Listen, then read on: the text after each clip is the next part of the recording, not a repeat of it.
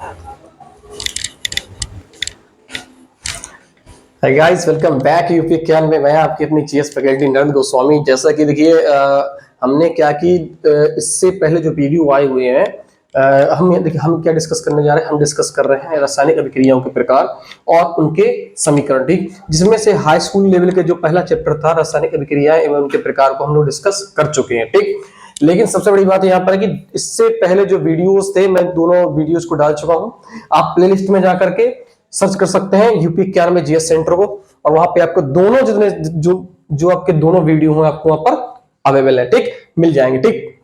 अब देखिए चलते हैं। देखिए यहाँ पर कौन सी अभिक्रिया आप डिस्कस करने किया जा रहा है, ऊष्माक्षेपी अभिक्रिया। क्या डिस्कस करने जा रहे हैं हम लोग? ऊष्माक्षेपी, ठीक।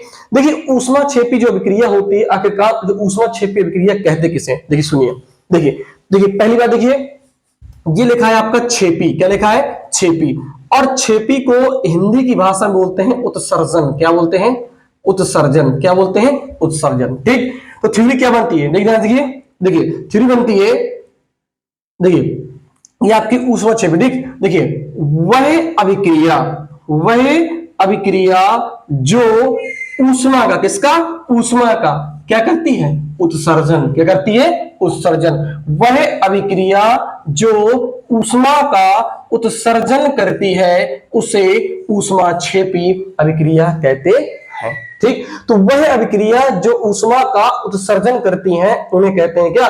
ऊष्माक्षेपी अभिक्रिया। देखिए जैसे हमारे घरों में क्या होता है, हमारे घरों में होती कार्बन का ही, सब कार्बन ही, जैसे लकड़ी हो गया, तो लकड़ी को जब भी इन्वायरमेंट में जलाते हैं तो क्या होता है, उससे क्या निकलती है? कौन सी गैस निकलती है? उससे निकलती है आपकी कार्बन डाइऑक्साइड, और साथ निकलती है गर्माहट, जिसे बोलते हैं हम लोग ऊष्मा। क्या निकली? ऊष्मा। तो उससे क्या निकली? आपकी ऊष्मा। और कितनी ऊष्मा है? 94 किलो कैलोरी। देखिए तो जब किसी कार्बन को ऑक्सीजन के साथ में गर्म करते हैं तो क्या निकलता है? ये बनता है आपका कार्बन डाइऑक्साइड। एक कार्बन, दो ऑक्सीजन, और साथ में क्या निकलेगा आपका? 94 किलो कैलोरी की क्या होती है? ऊष्मा। क्या होती है? ऊष्मा, ठीक। तो जो 94 किलो कैलोरी की जो ऊष्मा होती है, ये क्या निकलती है? कार्बन। जब कार्बन के साथ में ऑक्सीजन को गर्म करते हैं तो ऐसे बोल दीजिए, जब कार्बन को गर्म करते हैं, ऑक्सीजन की उपस्थिति में गर्म करते हैं, तो कार्बन डाइऑक्साइड और साथ ही साथ क्या है? 94.0 किलो कैलोरी की करती है ऊष्मा उत्पन्न होती है, ठीक। तो कहने का मतलब क्या हुआ? ऊष्माक्षेपी अभिक्रिया क्या होती है? वह अभिक्रिया जो ऊष्मा का उत्सर्जन करती है उसे कहते हैं ऊष्माक्षेपी अभिक्रिया, ठीक। इसके बाद ये क्या है आपका? शोषी। क्या होती है? शोषी मतलब होता है अवशोषण। क्या होता है? अवशोषण, ठीक। तो देखिए यहां से, तो वह अभिक्रिया जो ऊष्मा का अवशोषण करती है। क्या करती है? अवशोषण करती है, ठीक। तो वह अभिक्रिया जो ऊष्मा का अवशोषण करती, अवशोषण मतलब होता है सोखती है, अपनी ओर खींचती है, उसे बोलते हैं क्या? उसे बोलते हैं अवशोषण। तो थ्योरी क्या बनती है? तो वह अभिक्रिया जो ऊष्मा का अवशोषण करती है उसे ऊष्मा शोषी अभिक्रिया कहते हैं, ठीक। इसके बाद ये क्या है? एग्जाम्पल क्या है इसका? जब नाइट्रोजन और ऑक्सीजन को साथ में करते हैं, हीट करते हैं, तो वहां पे क्या बनता है? 2NO, nitroso. क्या बनता है? 2NO। और साथ में कितनी ऊष्मा लेती है? जलने के लिए लेती है आपकी 45 किलो कैलोरी। कितनी लेती है? 45 किलो कैलोरी, ठीक। तो ये क्या है आपकी? ऊष्माक्षेपी क्या ऊष्मा शोषी क्या आपकी अभिक्रिया? क्या है? ऊष्मा शोषी अभिक्रिया, ठीक। इसके बाद देखिए आपका लास्ट टॉपिक बचता है संक्षारण। क्या बचता है? संक्षारण। अब देखिए संक्षारण क्या था, सुनिए ध्यान से। देखिए संक्षारण क्या था, देखिए अब संक्षारण किसे कहते हैं? देखिए जैसे मान लीजिए कि ऐसे मान लीजिए एक क्या है? लोहे की धातु। क्या है? ये आपकी लोहे की क्या है? धातु, ठीक। आज मैं आपको एक बात बताता हूं, देखो एक होती है वायु और एक होता है ऑक्सीजन। वायु किसे बोलते हैं? वायु होता है कई गैसों का मिश्रण। क्या होता है? वायु आपका होता है कई गैसों का मिश्रण। लेकिन ऑक्सीजन क्या होता है? ऑक्सीजन एक परमानेंट नाम है। क्या है? एक परमानेंट नाम है। जैसे ऑक्सीजन एक मतलब कि वो किस पर डिपेंड नहीं है, वो सिर्फ ऑक्सीजन ही है, ठीक। जैसे बोल दो भीड़, तो भीड़ में कई लोग आ जाते हैं, लेकिन बोल दो कि एक लोग, तो उसमें एक लोग ही आएगा, ठीक। ये मतलब इसका होता है, ठीक। तो वायु क्या है आपका? मिश्रण। लेकिन ऑक्सीजन क्या है आपका? सिर्फ ओनली एक ही है, ठीक। तो क्या लोहे की धातु? देखो जब ये आपके लोहा है, अभी आपकी वायु, क्या? वायु। और वायु में क्या है आपका? O2। क्या लिया? O2। तो सुनिए देखिए, और साथ में क्या आपके लेंगे? नमी। क्या लेंगे?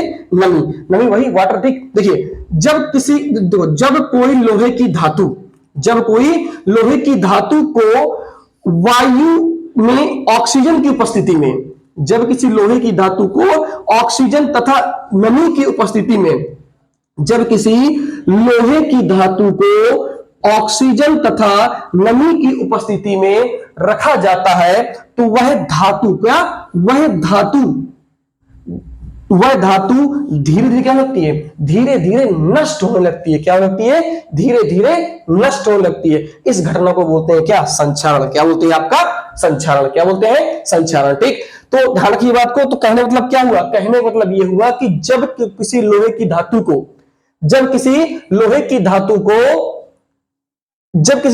धातु को नमी तथा वायु की उपस्थिति में रखते हैं तो वह धीरे धीरे नष्ट होने लगती है। और इस नष्ट की जो अभिक्रिया हो रही है, जो घटना घट रही है खत्म होने की, नष्ट होने की, इसी अभिक्रिया को बोलते हैं क्या? संक्षारण अभिक्रिया। क्या बोलते हैं? संक्षारण अभिक्रिया।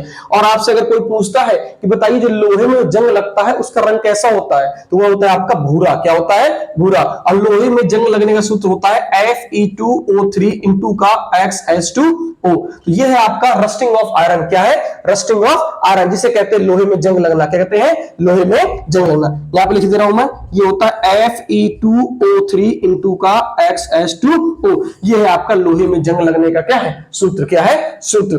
इसके बाद आपका देखिए, इसके बाद आपका एक चीज आती है यहाँ पर, लास्ट बचा है आपका क्या?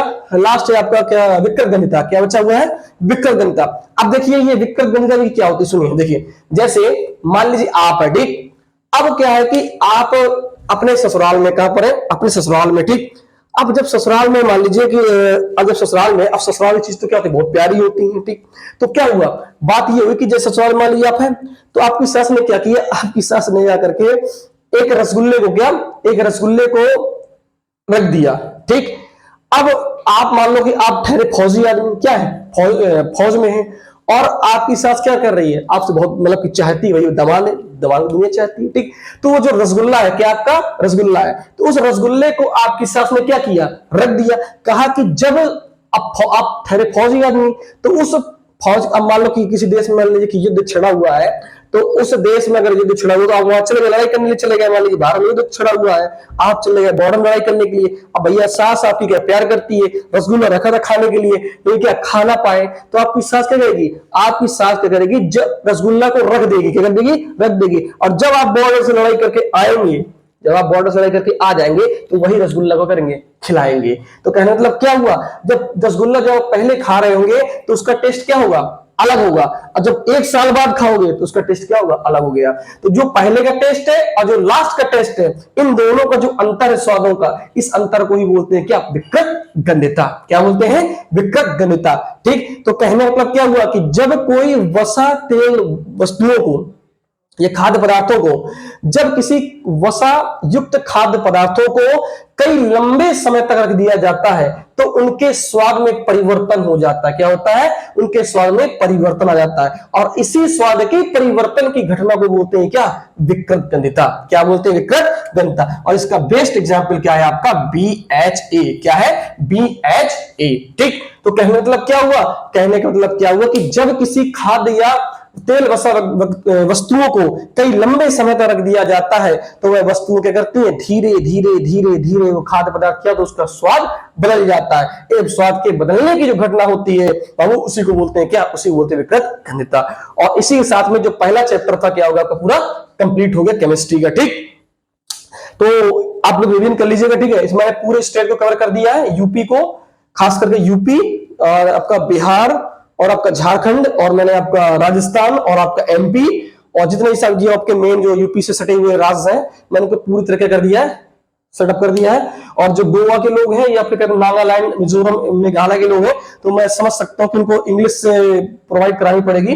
तो जब जैसे मैं, या फिर आप क्या कर सकते हैं, लैंग्वेज ट्रांसलेटर आता है, आप मेरी लैंग्वेज को ट्रांसलेटर से कन्वर्ट करके आप मेरी हिंदी लैंग्वेज को इंग्लिश में भी सुन सकते हैं, ठीक। तो परेशान मत होइए, लगे रहिए। ये आपका सफिशिएंट मैंने पढ़ा दिया आपका। कल से जो अगला जो चैप्टर आएगा वो आएगा क्या? अम्ल, क्षार और लवण। इतना ही सफिशिएंट है, ज्यादा पढ़ने की कोई जरूरत नहीं है, मैंने पूरा ही पढ़ा दिया है। एक बच्चा ही नहीं तो पढ़ोगे क्या होता पहले, ठीक। तो मैंने पूरा कवर कर रखा है यहाँ पर, ठीक है। Okay, thank you so much, good night, take care, bye.